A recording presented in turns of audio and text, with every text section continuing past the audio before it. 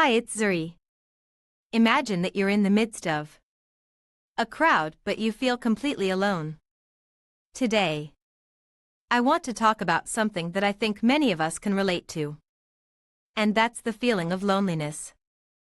In a world where we're more connected than ever, it's surprising how many of us feel disconnected and isolated. But I believe that by sharing our experiences and strategies, we can overcome this feeling and build meaningful connections. Loneliness is a widespread issue in modern society. And it's not just about being alone. It's about feeling disconnected from others. Feeling like you don't belong. And feeling like you're struggling through life on your own. The causes of loneliness are complex and multifaceted. Sometimes it's because of our busy lifestyles, where we're too caught up in our own worlds to reach out to others. Other times, it's because of social media, which can create unrealistic expectations and make us feel like we're not good enough. And sometimes, it's simply because we've lost touch with the people who matter most. Whatever the cause, the effects of loneliness can be devastating. It can lead to depression, anxiety, and a range of other mental health issues. It can also affect our physical health, making us more susceptible to illness and disease. And it can even affect our relationships, making it harder for us to form meaningful connections with others. But the good news is that loneliness is not inevitable.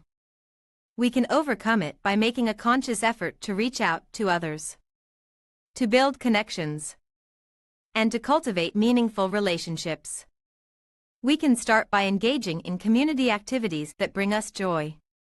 Whether it's volunteering, joining a club or organization, or simply taking a class or workshop.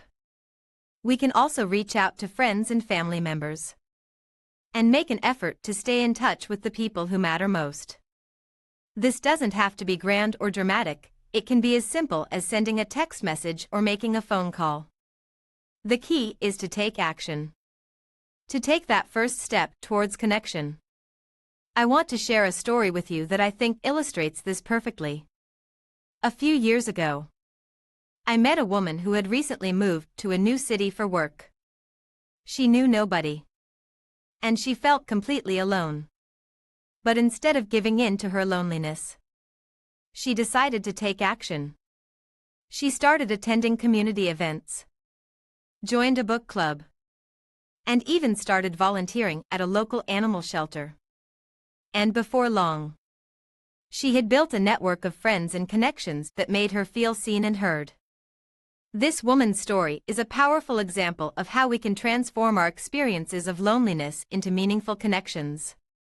It's not always easy, and it's not always quick. But with persistence, patience, and a willingness to take action, we can overcome loneliness and build the connections that bring us joy. Thanks for watching and subscribe to Zuri's Resilient Network.